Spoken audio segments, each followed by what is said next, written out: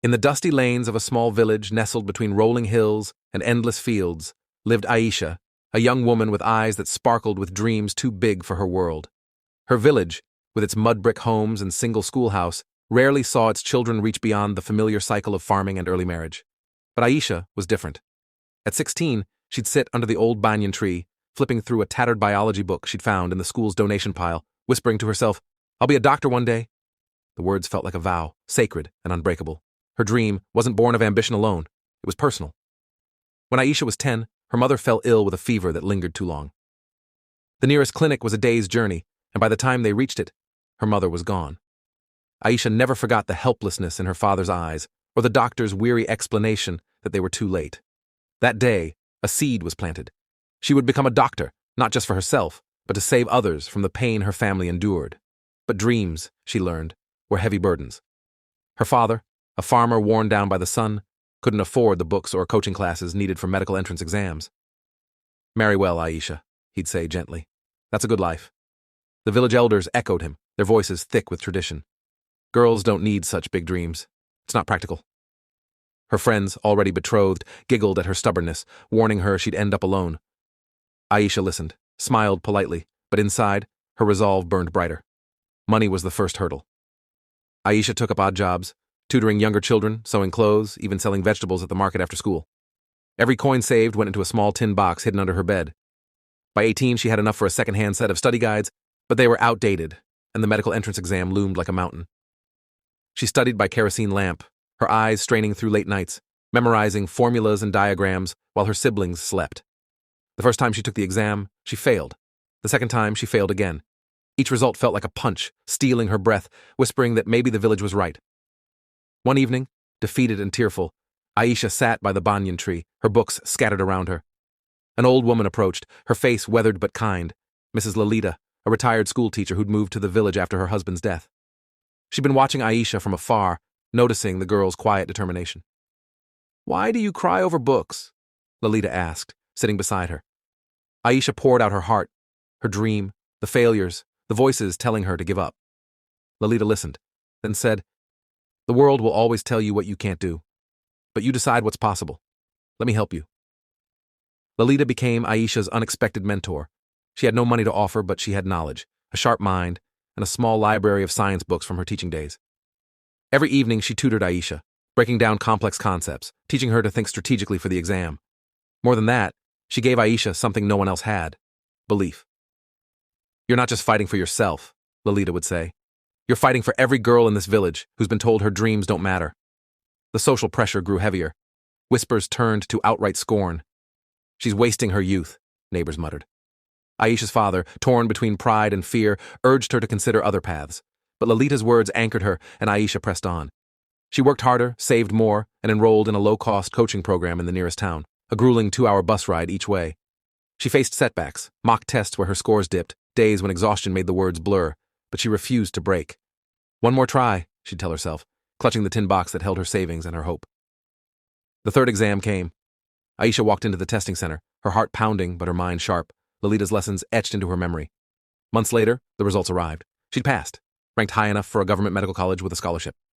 Tears streamed down her face as she showed the letter to Lalita, who hugged her tightly, whispering, "I knew you could." 5 years later, Aisha stood in a white coat, a stethoscope around her neck, in a small clinic she'd helped establish in her village. She was Dr. Aisha, the first doctor her community had ever produced. Her father, once skeptical, now beamed with pride. The village that once mocked her now sought her care, their skepticism replaced by awe. Young girls visited the clinic, shyly asking how she did it. Aisha would smile, point to the banyan tree visible through the window and say, "Start where you are. Don't stop." 5 years after becoming the first doctor in her village, the young woman stood at the heart of a transformed community. Her clinic, once a modest room with a single bed and a battered desk, had grown into a bustling health center, thanks to grants she'd secured and donations from nearby towns. Word of her work spread beyond the village's dusty lanes, drawing patients from distant hills who arrived with ailments and left with hope. But her mission stretched beyond healing bodies. She was determined to heal dreams, too. The science club she'd helped start at the village school had blossomed. What began as a small group of girls huddled over shared textbooks now filled a refurbished classroom, alive with experiments and chatter. She visited often, her white coat swapped for a simple shawl, teaching basic biology and sharing stories of her own struggles. "I failed twice," she'd say, holding up 2 fingers, her eyes steady. "But the third time I made it, you will too." The girls hung on her words, their notebooks filled with diagrams and dreams of becoming engineers, scientists, or doctors like her.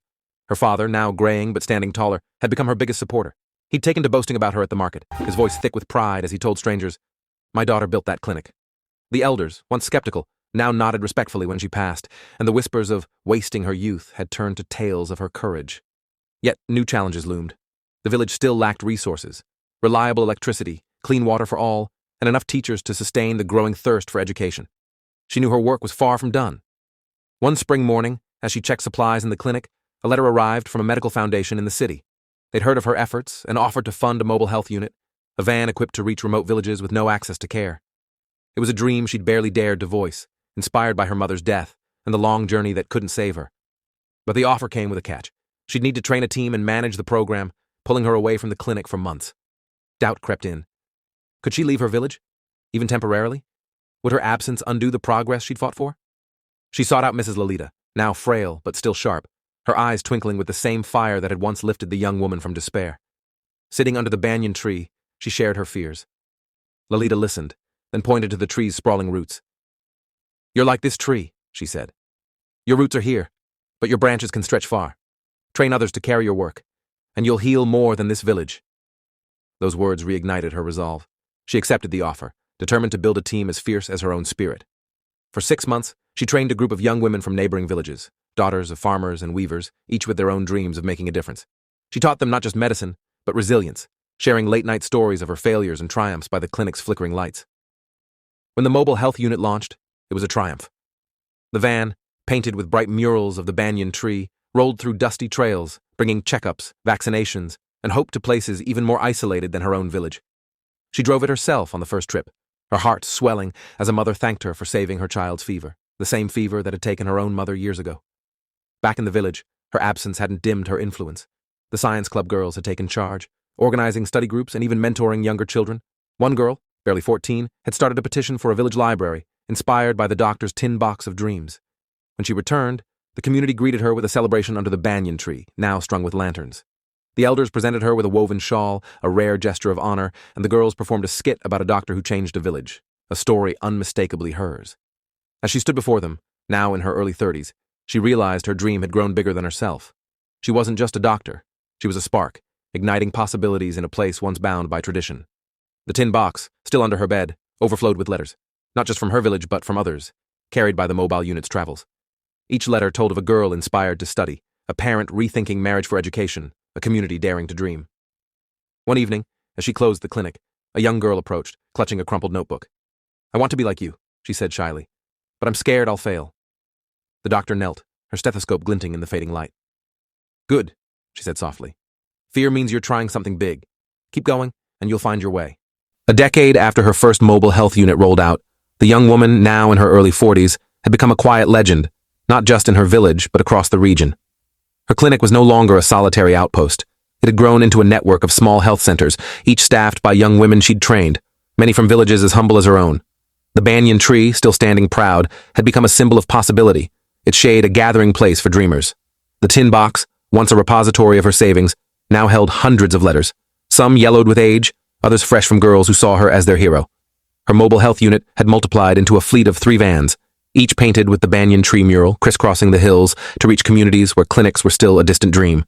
She'd named the initiative Banyan Reach, a nod to Mrs. Lolita's words about roots and branches. The vans didn't just bring medicine, they carried books, hygiene kits, and workshops on nutrition and women's health. She'd partnered with NGOs to train local women as health workers, creating jobs and planting seeds of independence. Each trip felt like a tribute to her mother, a way to rewrite the ending of that long-ago journey. But success brought new challenges. The region's growth, strained resources, and political shifts in the city threatened funding for rural health programs. Some villages resisted her efforts, their elders wary of outsiders changing traditions, even when those outsiders were their own daughters.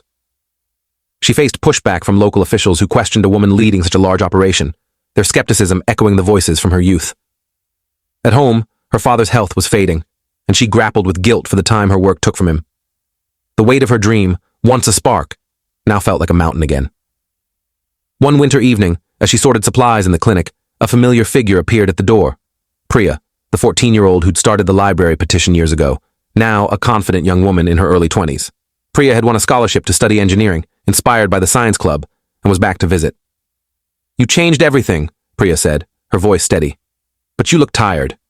Let us help you now." She revealed that the science club girls, now young adults, had formed a cooperative to support Banyan Reach, raising funds and organizing volunteers.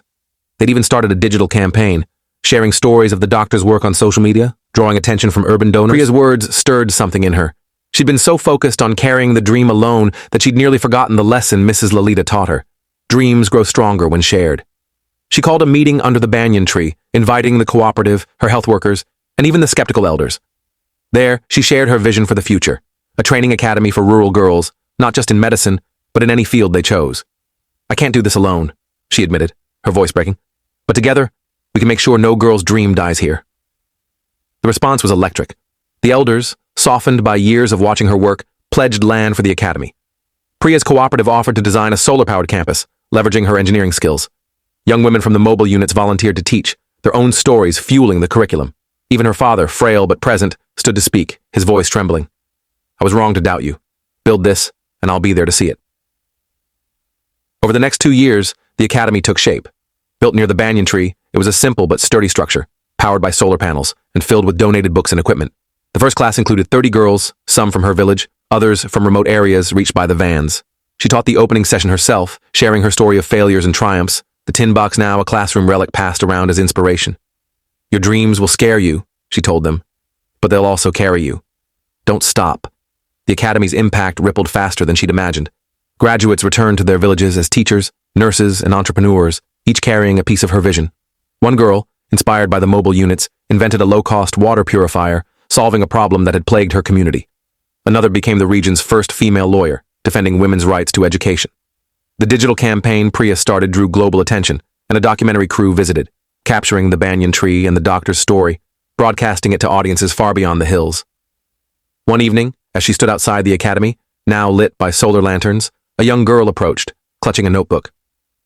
"I want to be an astronaut," she said, her eyes wide with possibility. The doctor laughed, remembering her own improbable dream under the same tree.